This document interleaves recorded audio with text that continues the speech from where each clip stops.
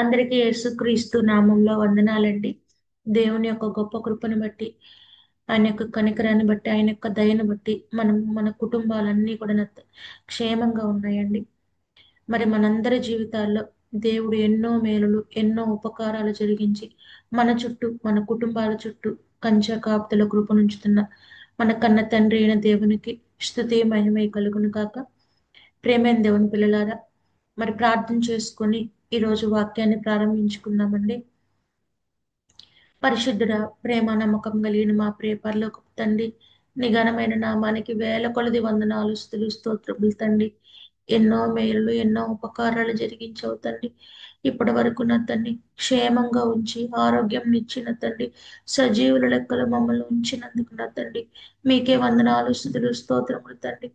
నా తండ్రి మీకు వ్యతిరేకంగా జరిగించిన ప్రతి పాపాన్ని, ప్రతి అతిక్రమాన్ని నా తండ్రి దయతో క్షమించమని మీ పాద సన్నిధిలో మొరపెట్టుకొనిచున్నాం తండ్రి. ఇప్పటి వరకు నా తండ్రి ఎన్నో మాటలతో నా తండ్రి ఆత్మీయంగా మమ్మల్ని బలపరుస్తున్నందుకు, సంఘ సహవాసంలో మమ్మల్ని నడిపిస్తున్నందుకు నా తండ్రి మీకే వందనాలు, స్తుతులు, స్తోత్రములు తండ్రి. నా తండ్రి ఈ వాక్యం వింటున్న ప్రతి ఒక్క బిడ్డని, ప్రతి కుటుంబాన్ని నా తండ్రి పేరు పేరున జ్ఞాపకం చేసుకోండి తండ్రి. బిడ్డల జీవితాల్లో నా తండ్రి ప్రతి అవసరతలో సహాయం దయచేయండి తండ్రి. ప్రతి ఇరుకు ఇబ్బంది నుంచి బిడ్డలకు విడుదల దయచేయండి తండ్రి. ఆర్థిక పరమైన ప్రతి సమస్య నుంచి విడుదల దయచేయమని వేడుకొంచున్నాం తండ్రి. చేస్తున్న ఉద్యోగాల్లో, వ్యాపారాల్లో సహాయం దయచేయండి తండ్రి. మంచి ఆరోగ్యము, క్షేమమును దయచేయమని వేడుకొంచున్నాం తండ్రి. ముఖ్యంగా నా తండ్రి ఆత్మీయంగా మేమందరము బలపడలాగా నా తండ్రి మీ మాటలతో మమ్మల్ని బలపరచమని నా తండ్రి దినదినము మీ మాటలతో నా తండ్రి మేము నా తండ్రి ఆత్మీయంగా ఎదుగులాగున నా తండ్రి మీ కృపను సహాయము దయచేయమని నా తండ్రి ఈ ప్రార్థన అంతయు మీ కుమారుడు మా రక్షకుడైన యేసుక్రీస్తు వారి నామంలో అడిగి పొందుకొని ఉన్నాము తండ్రి. ఆమేన్. మంచిదండి, ప్రేమ దేవుని పిల్లలారా.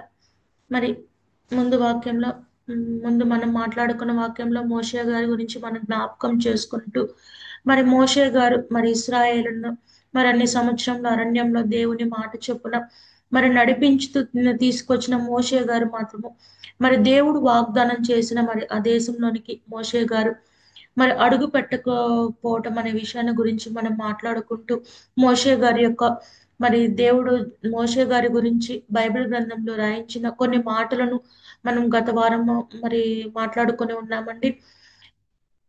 మరి అలాగే మరి ఈ వారం మనము మరి మోషే గారు మరి దేవుడు వాగ్దానం చేసిన దేశంలోనికి అడుగు పెట్టపోవటానికి కారణం ఏమిటని మనం జ్ఞాపకం చేసుకుంటూ, మరి కేవలము మాట్లాడమని చెప్పిన మరి బండని మరి మోషే గారు కొట్టడం వల్ల మరి దేవుడు మోషే గారిని వాగ్దాన దేశంలోనికి మరి వెళ్ళనివ్వలేదన్న చెప్పి మనం అనేక సార్లు ఆలోచన చేస్తూ ఉంటాం. ప్రేమైన దేవుని పిల్లరా, మరి మనం అనుకుంటున్నట్లు మరి చిన్న సింపుల్ గానే ఈ మాటను మనం ఆలోచించుకోవచ్చా, నిజంగా దాంట్లో ఉన్న అర్థం ఏంటనేది మనం జ్ఞాపకం చేసుకుంటే ప్రేమైన దేవుని పిల్లరా, మరి ఈ సందర్భం గురించి మనము నిర్గమాకాండంలో మరి 17వ అధ్యాయం 6-7 వచనాల్లో మనం చూసుకోవచ్చండి.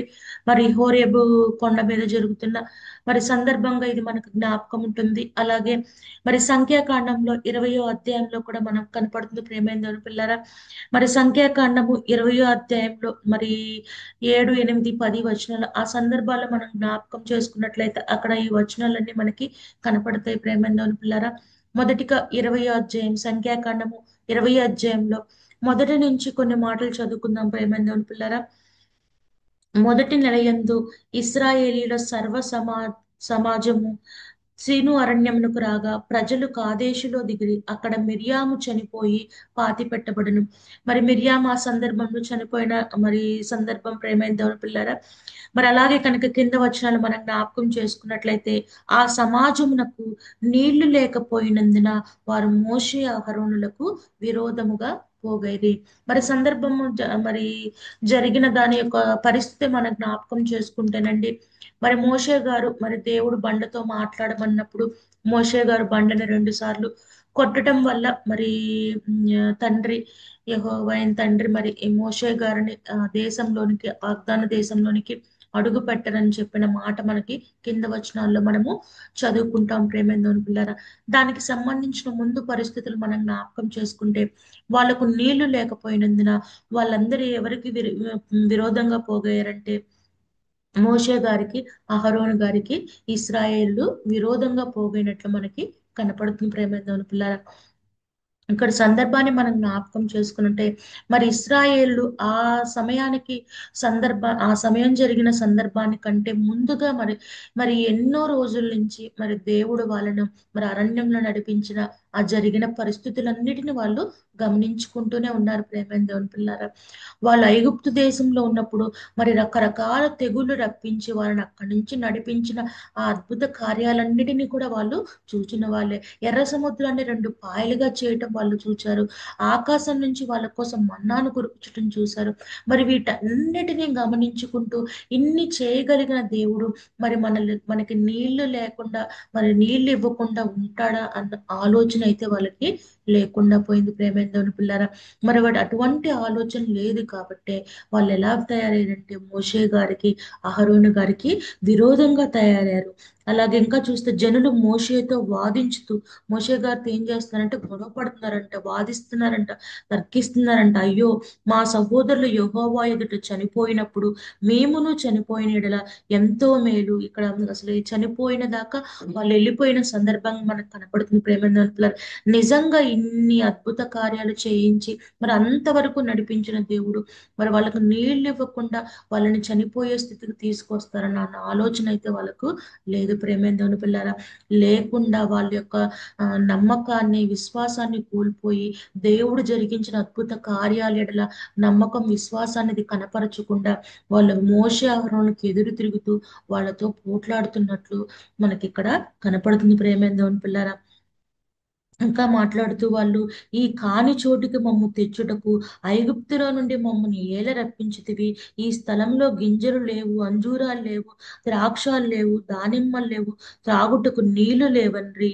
ఇంకా అసలు అవి లేవు, మాకు ఇవి లేవు అని చెప్పి మరి ఇంకా మోషే గారితో మరి అహరోను గారితో మరి వాదిస్తూ మాట్లాడుతున్నప్పుడు మరి అప్పుడు మోషే అహరోనులు సమాజ వేదిక నుండి ప్రత్యక్ష గుడారం యొక్క ద్వారంలోకి వెళ్ళి సాగిలపడగా యెహోవా మహిమ వారికి కనపడను. వాళ్ళు అక్కడ వాదిస్తున్నప్పుడు, వాళ్ళని విసిగిస్తున్నప్పుడు అప్పుడు వెళ్ళి వాళ్ళ దేవునికి మరి సాగిలపడినప్పుడు, ప్రార్థన చేసినప్పుడు దేవుని యొక్క మహిమ వాళ్ళకి కనపడింది ప్రేమైన దేవుని పిల్లరా.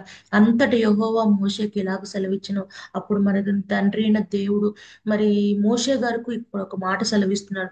నీవు నీ కర్రని తీసుకొని నీవును నీ సహోదరుడైన అహరోనును ఈ సమాజమును ఈ సమాజమును పోగు చేసి వారి కన్నుల ఎదుట ఆ బండతో మాట్లాడము. ఇక్కడ దేవుడు ఖచ్చితంగా జాగ్రత్తగా కొన్ని మాటలను సెలవిస్తున్నాడు ప్రేమేంద్రుని పిల్లలు. నువ్వు వెళ్ళి నీ సహోదరుడు వెళ్ళి ఈ కర్రను తీసుకొని వెళ్ళి సమాజం అంటే అందరిని ఇశ్రాయేలు అందరినీ ఒక చోట పోగు చేసిన తర్వాత వాళ్ళ ఎదుట నువ్వు ఆ బండతో మాట్లాడము. వారి ఆ, అది నీళ్ళు ఇచ్చును.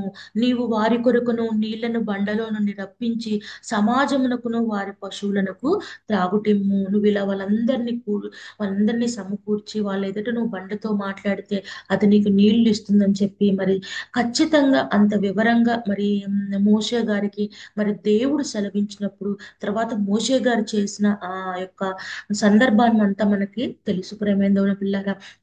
మరి దేవుడు మాట్లాడమని చెప్పినప్పుడు మరి మోషే గారు మాట్లాడకుండా బండతో కొట్టడం అనేది, ఆ తర్వాత దేవుడు వాగ్దాన దేశంలోనికి వెళ్ళనివ్వకుండా చేయటం అనే సందర్భం కింద వచనాల్లో మనకి కనపడుతుంది ప్రేమేంద్ర పిల్లరా.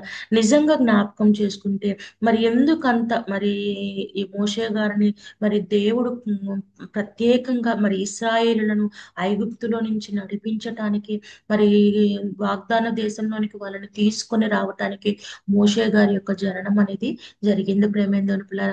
ఆయన ఎన్నుకొని ఒక నాయకుడిగా నియమించి ఆయన ద్వారా అనేక అద్భుత కార్యాలు జరిగించి ఇంత దూరం నడిపించి మరి బండతో మాట్లాడమన్నప్పుడు మరి కొట్టడం వల్ల మరి మోషే గారిని అలా అనటానికి కారణం ఏంటని అక్కడున్న వచనాలను వివరంగా కనుక మనం ఆలోచిస్తే ప్రేమేంద్రుని పిల్లల కొన్ని మాటలు మనకు జ్ఞాపకం వస్తాయండి.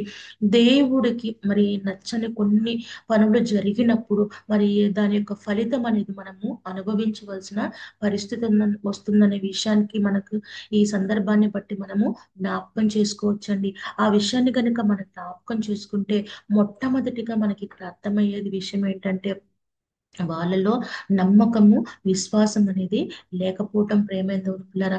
అన్ని కార్యాలు చూసిన వాళ్ళలో విశ్వాసం అనేది దేవుడు కనుక్కోలేకపోయాడు ప్రేమైందో పిల్లరా.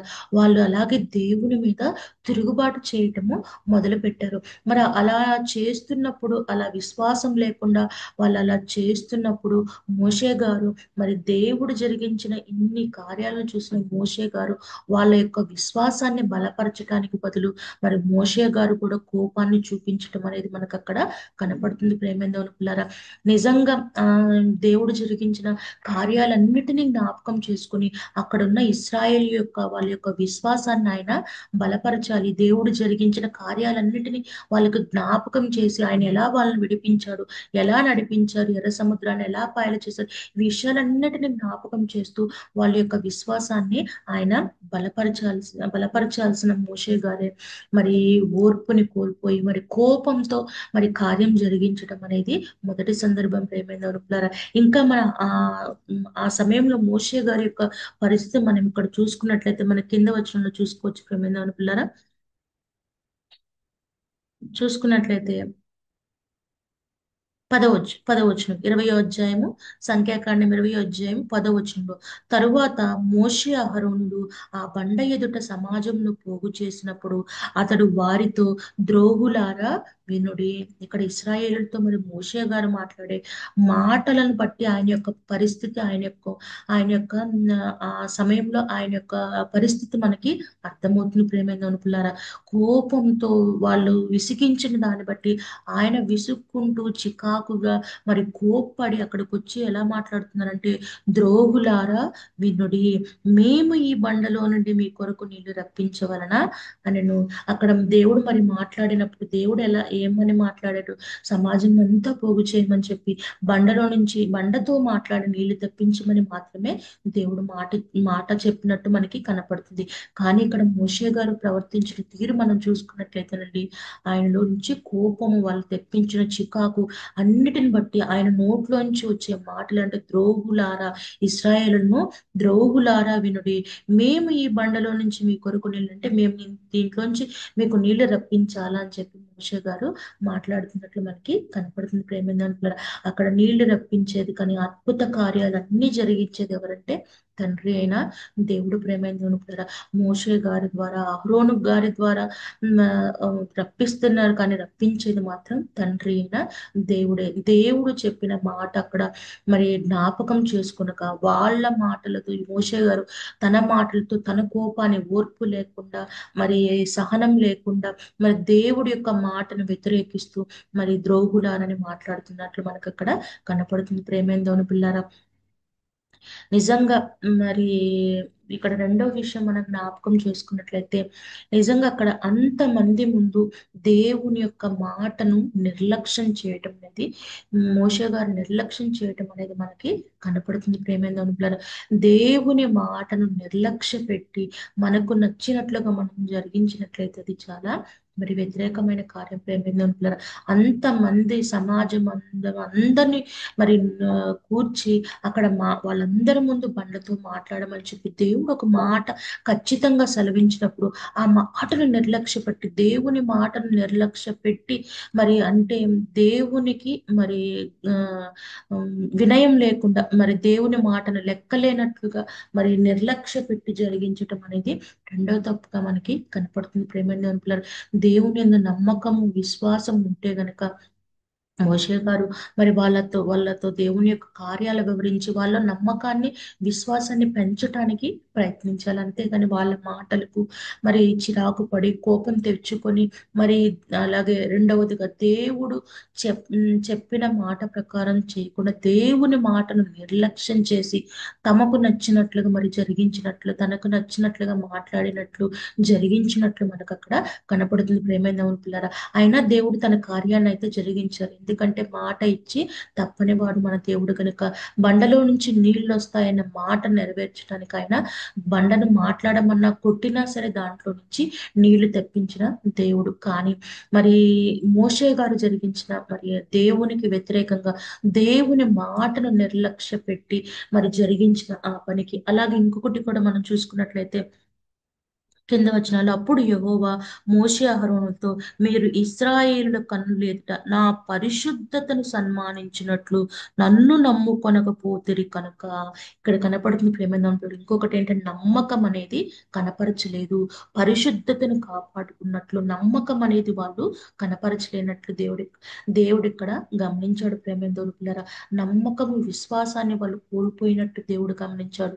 వాళ్ళు దేవుని యొక్క మాటను నిర్లక్ష్య పెట్టడం గ- వాళ్ళు నిర్లక్ష్య పెట్టిన సందర్భాన్ని దేవుడు గమనించాడు. ప్రేమేంద్రులారా, ఆయన ఎడల నమ్మకము విశ్వాసం లేకుండా ఆయన మాటను నిర్లక్ష్య పెట్టి ప్రవర్తిస్తే మరి నిజంగా మరి అటువంటి శిక్షను మరి పొందవలసిన వారం ఎవరమైనా సరే. ప్రేమేంద్రుడు పిల్లరా, మరి మనం ఆయన మాటను నిర్లక్ష్య పెట్టి ఆయన మాటకు వ్యతిరేకంగా మనకు నచ్చినట్లు మనం జరిగించిన, ఆయన ఎడల నమ్మకము విశ్వాసం కోల్పోయి ప్రవర్తించినా సరే ఎవరమైనా సరే మరి ఎదుర్కోవాల్సిన పరిస్థితి వచ్చింది. ప్రేమేందవుని పిల్లారా, ఇక్కడ కూడా అదే మరి దేవుడు మాట్లాడుతూ నా పరిశుద్ధతను మరి సమాజమునకు నా పరిశుద్ధతను సన్మానించినట్లు నన్ను నమ్ముకొనకపోతిరి.